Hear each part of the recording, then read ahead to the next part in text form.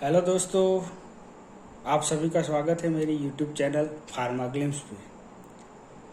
आज का सेशन है जो मेरे फ्रेशर दोस्त है वो क्यूसी और एनालिटिकल डिपार्टमेंट के लिए इंटरव्यू की प्रिपरेशन कर रहे हैं, उनके लिए है।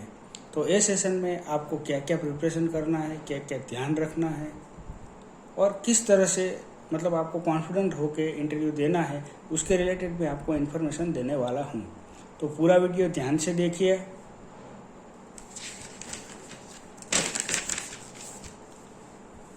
इंटरव्यू में सबसे पहले जो बनाना है वो आपको रिज्यूम बनाना है। रिज्यूम के अंदर 3 चीज़ आएगी। एक आपका पर्सनल इन्फॉर्मेशन आएगा, दूसरा एजुकेशन बैकग्राउंड आएगा और तीसरा टेक्निकल पार्ट आएगा। ये 2 चीज़ तो आप कर लेने वाले हो, मुझे पता है।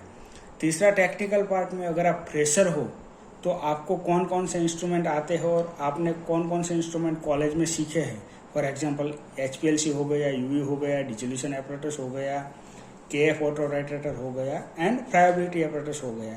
इसमें से जो इंस्ट्रूमेंट आपको आता है, आपको पता है, वो इधर मेंशन करना है। लेकिन यहाँ पे ध्यान क्या रखना है कि आप जो भी इंस्ट्रूमेंट मेंशन कर रहे हो उसका पूरा नॉलेज आपको होना चाहिए। क्योंकि जब भी है ना आप इंटरव्यू देने जाओगे तो जो भी बंदा इंटरव्यू लेने वाला है उसको पता नहीं है कि आपको क्या आता है। तो वो डायरेक्टली जो क्वेश्चन आपके ऊपर शूट करेगा वो आपको रिज्यूम में देख के ही करने वाला है। इट मीन्स कि आपने अगर HPLC लिखा है रिज्यूम में तो वो HPLC के बारे में पूछेगा, UV लिखा है तो UV के बारे में पूछेगा। तो इसका सीधा सीधा मतलब यही है कि आपको जो लिखा है, आप जो लिखने वाले हो वो आपको पता होना चाहिए। अगर होगा कि आपने HPLC लिखा है और अगर आप क्वेश्चन का आंसर नहीं दे पा रहे हो, उसका मतलब ये हुआ कि आपका जो भी रिज्यूम में जो भी चीज़ मेंशन की हुई है वो सब मैनिपुलेट की हुई है, आपका सिलेक्शन होने वाला नहीं है। तो यहाँ पे आपको ये चीज़ ध्यान रखनी है कि जो आता है वही आपको इधर मेंशन करना है। तो ये हो गया रिज्यूम। अच्छे से रिज्यूम बना लीजिए, कॉन्फिडेंट होके इंटरव्यू देने के लिए जाइए। लेकिन इंटरव्यू के लिए प्रिपरेशन क्या करना है, तो इंटरव्यू में सबसे पहले 2 चीज़ पे मेन डिस्कशन होगा। वो कौन सी चीज़ है वो मैं आपको बता देता हूँ।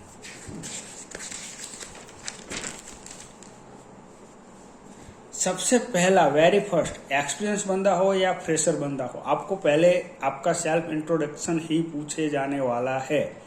उसमें आएगा आपका name, education background, native place and experience. अगर एक्सपीरियंस नहीं है तो कोई बात नहीं, एक्सपीरियंस मत बताओ।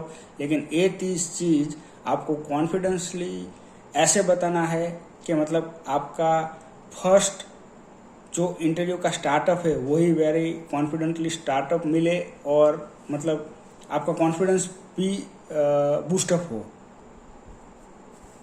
उसके बाद टेक्निकल डिस्कशन होने वाला है। तो टेक्निकल डिस्कशन के लिए क्या क्या प्रिपरेशन करने वाला हो वो मैं आपको बताने वाला हूँ। तो फॉर एग्जांपल, आप जो भी इंटरव्यू में, जो भी कंपनी में इंटरव्यू देने जाने वाले हो, उसका पहले इंटरव्यू प्रिपरेशन के टाइम उसका पूरा इन्फॉर्मेशन गैदर कीजिए। फॉर एग्जांपल, XYZ इंडस्ट्री है और आप उसके अंदर इंटरव्यू के लिए जाने वाले हो तो वो कौन से डोजेस फॉर्म बनाती है। फॉर एग्जांपल, वो सॉलिड ओरल बनाती है, इंजेक्टेबल बनाती है, ऑप्थेल्मिक बनाती है या टॉपिकल फॉर्मुलेशन बनाती हो, कोई भी डोजेस फॉर्म बनाती हो। आप उस डोजेस फॉर्म को फोकस करके प्रिपरेशन करना है। अगर आप X कंपनी में जा रहे हो इंटरव्यू के लिए और वो सॉलिड ओरल डोजेस बनाती हो तो सॉलिड ओरल डोजेस फॉर्म का प्रिपरेशन आपको मेनली करना है। क्योंकि मेनली जो क्वेश्चन आएगा वो यही डोजेस फॉर्म के ऊपर पूछे जाएगा। क्योंकि जो इंटरव्यू लेने वाला बंदा है उसको ये डोजेस फॉर्म का ज़्यादा पता रहेगा, तो यही डोजेस फॉर्म वो पूछने वाला है। तो उसका प्रिपरेशन आपको कैसे करना है वो भी मैं आपको बता देता हूँ। For example, solid oral doses form है तो उसमें कौन कौन से टेस्ट आएंगे वो आपको जान लेना है। इसमें टेस्ट आएगा, डिस्क्रिप्शन आ जाएगा, ऐसे आ जाएगा, RS आ जाएगा, डिसोल्यूशन आ जाएगा, कंटेंट यूनिफॉर्मिटी आएगा और परसेंटेज वाटर कंटेंट। ये सब टेस्ट आते हैं मेनली। इसके अलावा भी टेस्ट होंगे, लेकिन इस तरह से आपको टेस्ट का एक लिस्ट बना देना है। ये टेस्ट क्यों करते हैं, कैसे करते हैं, वो सब जान लेना है। कौन कौन से इंस्ट्रूमेंट यूज होते हैं वो भी आपको जान लेना है। फॉर एग्जांपल ऐसे हो गया, RS हो गया, इसमें जो इंस्ट्रूमेंट होगा मेनली HPLC यूज़ होगा। ऐसे में UV भी यूज़ हो सकता है। रिजोल्यूशन एपरेटस में UV यूज़ होगा और डीजो एपरेटस, ये दोनों यूज़ होगा। HPLC भी यूज़ हो सकता है। कंटेंट यूनिफॉर्मिटी है, उसके अंदर UV HPLC ये दो इंस्ट्रूमेंट यूज़ होगा, या फिर वेट बैलेंस। ये टेस्ट पे निर्भर करता है कि वो कौन सा इंस्ट्रूमेंट यूज़ होगा। मैथडोलॉजी पे डिपेंड है, वो बाय UV है, बाय HPLC है और बाय वेट वेरिएशन है। वो आपको मतलब पता होना चाहिए। वाटर कंटेंट के लिए जो इंस्ट्रूमेंट यूज़ होगा तो वो KF इंस्ट्रूमेंट यूज़ होने वाला है। तो ये सब आप टेस्ट पता कर लिए कैसे होता है, वो आपने उसका प्रिपरेशन कर लिया। फिर आ गया इंस्ट्रूमेंट पार्ट।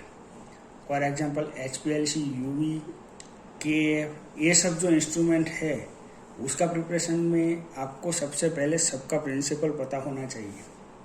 उसका कैलिब्रेशन कैसे होता है वो भी पता होना चाहिए। कैलिब्रेशन की फ्रीक्वेंसी क्या रहती है जनरली इन जनरल, क्योंकि ये SOP पे निर्भर करता है कि फ्रीक्वेंसी बाय 6 मंथ करते हैं, मंथली करते हैं या ईयरली करते हैं। वो हर एक कंपनी की SOP पे निर्भर करता है। बट आपको इन जनरल फ्रीक्वेंसी क्या होनी चाहिए वो पता होना चाहिए। ये सब इंस्ट्रूमेंटेशन और टेक्निकल पार्ट हो गया। उसके बाद कुछ गाइडलाइन का इंफॉर्मेशन भी आपको पता होना चाहिए। तो QC और ADL के लिए पर्टिकुलरली कौन सी गाइडलाइन है वो मैं आपको बता देता हूँ।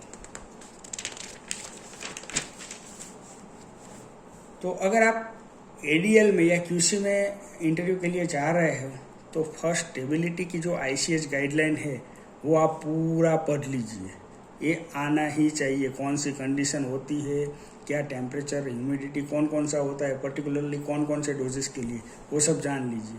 उसके बाद वैलिडेशन कैसे होता है, कौन कौन से पैरामीटर होते हैं, क्या लिमिट होती है, वो सब भी जान लीजिए।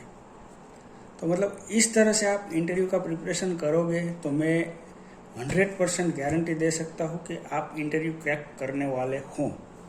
रही बात इसके इंस्ट्रूमेंट जो मैंने आपको बताया, HPLC, UV, ऑटो टाइट्रेटर और भी इंस्ट्रूमेंट, मतलब उसका कैलिब्रेशन किस हिसाब से होता है, उसका फ्रीक्वेंसी क्या होगी, वो सब मैं आपको नेक्स्ट वीडियो में बताने वाला हूँ। और कुछ भी जानकारी आपको चाहिए तो आप मुझे कमेंट बॉक्स में कमेंट करके बता सकती हो।